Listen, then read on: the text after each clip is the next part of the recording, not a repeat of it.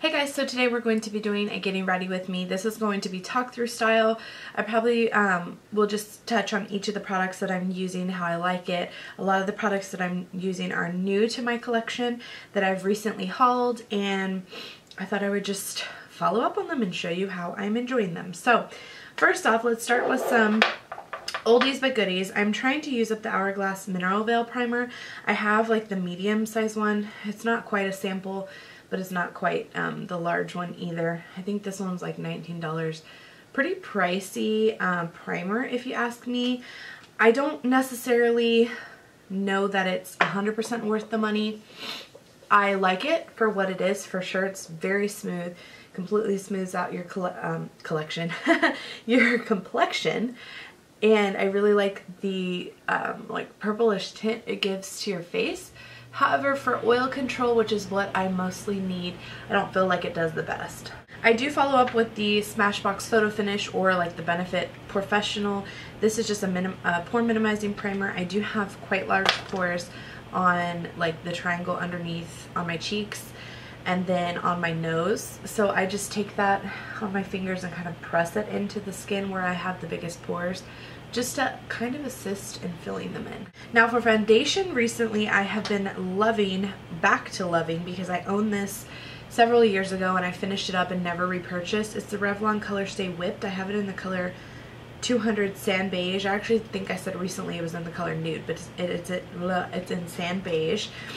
The packaging I can't say is the most hygienic because it's in an open container. However, I finished up the whole last jar and I didn't have any problems. So I really like the consistency, the color. You can tell it's super thick, but it definitely can be sheared out. I like using it with a beauty blender, and I go right in there with the beauty blender and get it on there. You could also take it on the back of your hand with the spatula if you want it to be a little bit more sanitary. However, I'm the only one using this product, and I always make sure my hands and my face and all my tools are clean before I use them. So I'm just going to take this very little at a time because it can get really thick, and just dab it all over my face. I do find that right now this is a great color match for me, and I am a little bit tan just from being like swimming and stuff like that. So I do have to be kind of careful with how much I'm applying. However, during the summertime, this will probably be a little too light. So I will definitely have to bronze it up. And as of right now, my face is actually a bit darker than my neck, so it works that it's a touch too light for me. I would definitely say this is more for oily skinned girls. If you have dry skin, I wouldn't recommend this foundation. However, using it with a beauty blender, find that the dry patches that I do have from having too much sun, like on my forehead, I'm starting to peel a little bit here, and on my nose where I got sunburn this past weekend. If I blend it out with a beauty blender, it kind of helps settle it in a way that it doesn't look dry and cakey. So if you do have dry skin and you want to try this for a long-lasting foundation, I would just suggest a beauty blender. I'm not going to use a concealer all over my face. I don't really have too many breakouts or blemishes, just some redness around my nose and my forehead from where I got sunburn, but you can kind of see the color difference in my chest and my neck from my face. So I will put some bronzer to kind of warm everything up. But for concealer, I'm trying to use up this L'Oreal Magic Lumi highlighter in light. It's one of those click up ones, and it's actually, I think I just finished it. Yep. Cool. Works for me. So I'm just going to take that a little bit under the eye. As I said, I don't really need a ton. I'm just trying to use it up and lighten up in that area, because I do have, as my face gets darker, my under eyes tend to get darker as well, whereas I typically don't suffer from darkness. And then I'll just take that with a beauty blender and blend that out as well. And then at some point the beauty blender does not help this product because it's a little dry, so I'll go in with the warmth of my fingers. For my eyelids, before I go in with any powder products, I'm going to use, again, an oldie but goodie, MAC Painterly Paint Pot. I have not used this in such a long time. I used to love this product for just evening out the redness and discoloration on my eyelid, but I stopped using it because it would crease on me. However, I found that if I set it with something, it would not crease on me. So that's what I've been doing, and I've been really enjoying it. So I'm just going to take that. This brush is a Precision Tapered P86 by Sigma. Sigma is like the only brushes that I do use still. I haven't really been into buying a ton of makeup lately or investing in anything unless it completely catches my eye. I've just been trying to shop my stash and really use and appreciate what I have, which I feel like is what people should do that have large collections like mine. And I've even decreased my collection and downsized it quite a bit over the last year or so. But this is one product that I will never get rid of because I absolutely love it. Now for powder products before I go and do my eyebrows, I'm going to use, again, this is a super old product. They don't even make this anymore. It's the Maybelline Dream Matte powder. This one's in the color Light 4 to 5. They did replace it with a Dream Wonder powder, I believe, that's supposed to be very similar, but I prefer this one. It's just a really light powder. I'm going to take it on a big fluffy Sigma large powder F30 and just dab that all around to set the foundation. It doesn't really need, because it is long lasting for oily skin, it doesn't need a ton of powder, and you don't want to look too cakey, but I do need a little bit of help in the powder area. Okay, now for under eyes, I'm trying to finish up this Powder Flage from Benefit. This is no longer available, but it is Never Dying. Never Dying. I'm going to take that on a large Flawless Concealer brush from e.l.f. Just swirl that in, and I'm going to apply this to my under eyes and on my eyelids as well to cover up that Painterly Paint Pot. Now for eyebrows, this is my all-time favorite product, e.l.f. Eyebrow Lifter and Filler in the color Light. It comes with a lifter on one side, which I don't really use, and then like a waxy pencil on the other side. All-time favorite products. I will never be without this for my brows. I don't even have to do anything additional to my brows. Just fill them in, spoolie them out, blend the product, and then that's it. This has a wax in it, so it helps your brows stay put together. It's a perfect color for me, and I love it. If you're not careful, it can make your brows look a little cray, but if you blend it out really well with a spoolie, it will work for you. Before I do the rest of my face, I'm going to do my eyes. Typically I will go in with like bronzer, contour, stuff like that, but I'm going to do my eyes because I want to make sure my face evens out with how dramatic my eyes are going to be, because I'm not sure where I'm going to go with my eyeshadow yet. So that being said, we're using the Lorac Mega Pro 2 palette, which I think I've used this in a tutorial before, or Get Ready With Me. I love this palette. It was such a steal. I love Lorac shadows. They're so soft and buttery and just delicious all the way around. So this is what we're going to be using. And for my main brush, I'm going to be sticking with the Sigma Blending E25. This is probably one of my go-to all-time favorite blending brushes. You could use it as a packer, as a blending brush, as an outer corner, under the, smoking out the lower lash line. I just love it. So for a base, I'm going to use a mix of Tawny and Burlap, which are these two medium tone browns here. One's a little bit warmer than the other, so I'm just gonna literally dab my brush back and forth and get the perfect blend to put out in my crease. I zoomed you guys in so hopefully you can see a little bit better with what I'm doing. I'm literally just packing this color on the outer crease and then sweeping it in the inside just to give me that nice warm neutral transition shade.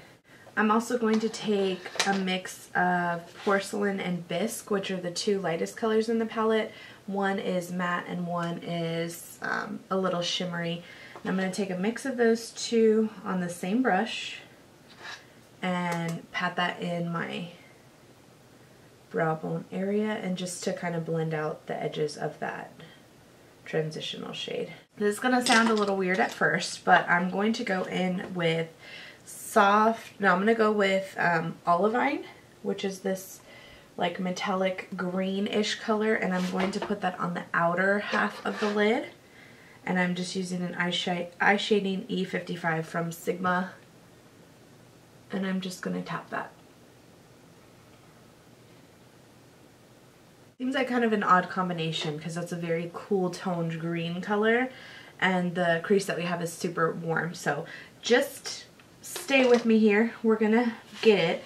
I'm going to take Soft Plum, actually a mix of Soft Plum and Sandstone, which is like a light lavender and light grayish brown tone, and I'm going to mix that on the same E55 brush and just mix those together, tap off the extra, and then put that in my inner corner.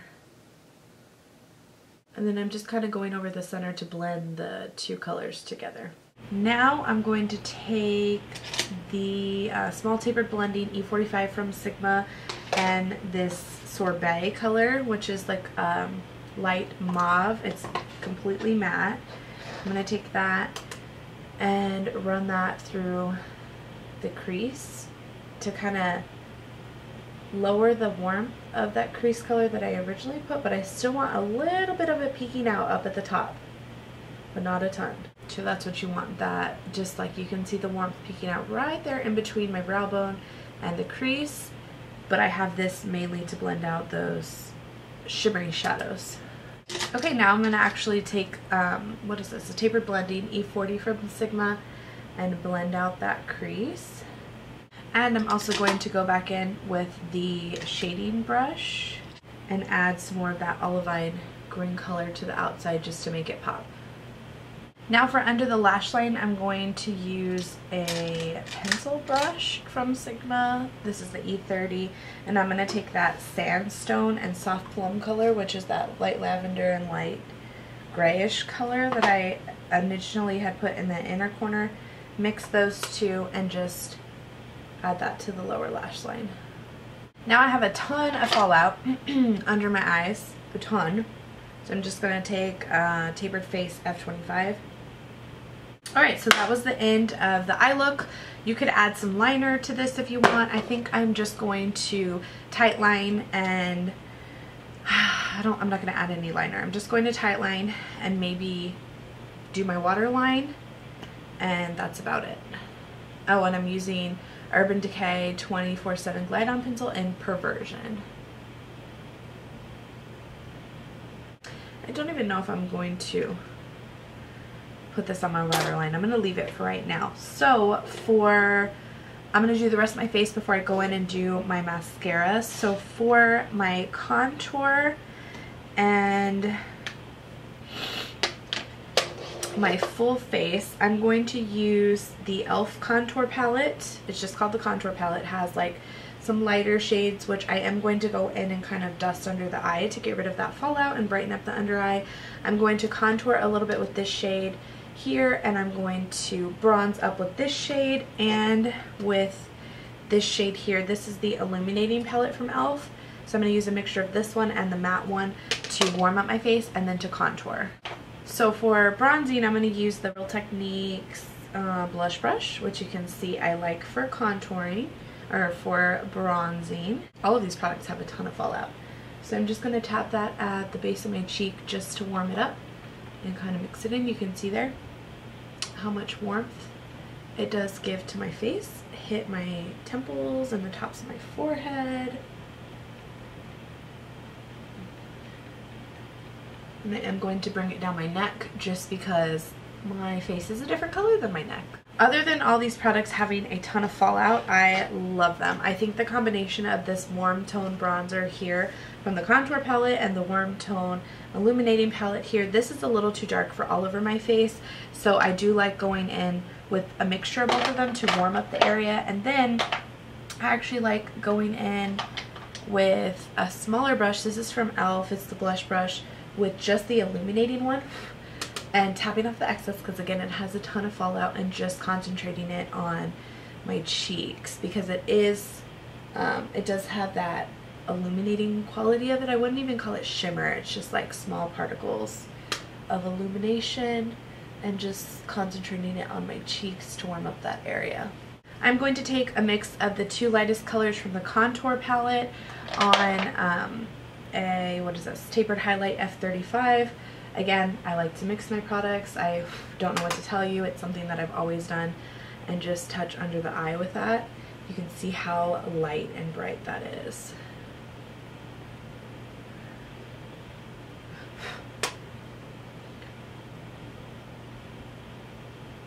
Now if that's a little too shimmery for you, which I kind of feel like for me right now it's a tad too shimmery, I'm just going to take it down a notch with my Beauty Blender and just take away some of the shimmer.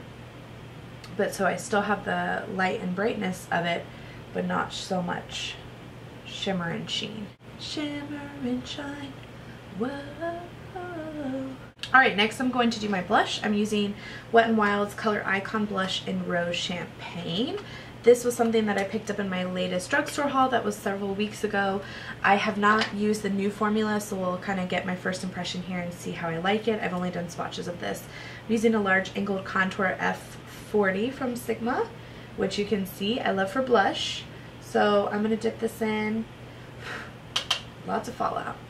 And I'm going to start with shades like this that's more of like a natural rose color. I like to start at the base of my cheek and just kind of tap it forward. I don't like to swipe because it's not a super bright blush. So I'm using it half as bronzer slash contour and half as a blush. And you can see there, it's a beautiful, beautiful blush color. I really like it actually. This is really pretty. I love the way that this look is coming together. Not to toot my own horn or anything, but it's really pretty. I love this blush. Oh my gosh, it gives you such a beautiful sheen without being too over the top. Oh, love it. Alright, so for the final touch on my face before I go back and do my highlight, no, not my highlight, well yes, my highlight and my mascara, I'm just going to take a combination of this one and this one from the Illuminating palette and just kind of mix those, not a ton. I'm using the Real Techniques multitask brush, and I'm just going to use this as I would an Hourglass Ambient Lighting powder and just sweep it over everything to kind of blend everything out. Do I think these are exact dupes? Definitely not, but I do feel like it blends everything out seamlessly and gives you more of just a flawless finish. So I do like that aspect of it, and for definitely a cheaper alternative. Now I love highlight, so I am going to take an additional, this one from the contour palette. It's more of like a yellow tone highlight, and I'm just going to pop that on my cheekbones, and I like to take it on my brow bone as well. But that's just because I'm a highlighting freak. Beautiful. Alright, creme de la creme. Mascaras. I have been using the Revlon Ultimate All-in-One. Love this with a combination of Maybelline The Rocket. My Maybelline Rocket's kind of on its way out, so I have to get a new one of those. But I have so many more mascaras to try. I'm using Chanel Eyelash Curler. Totally not necessary, but very luxurious. And I like the Rocket for lengthening as well as giving some volume. So I'm going to start with that and then go in with the Revlon one and do one coat of each. Okay, so now for lip, I'm using Sephora's number 13 cream lip stain in Marvelous Mauve. This is the perfect, you know, mauve-y nude color to go with any look. It's very easy to overline your lips with that color. I feel like it's the perfect, oh, it's just so perfect for like everyday wear, and it goes with any look, no matter how dramatic, how not dramatic. It's just perfect. So anyway, that is a finished look. Let me zoom out so you guys can see it from afar. So there it is. I hope that you guys enjoyed it. I really enjoy filming getting ready with me videos. If I'm going to put the makeup on anyway, I may as well talk to you guys about it. I don't wear makeup that often nowadays, but when I do, I feel so glamorous and just awesome. Like, I love the way that it makes me feel.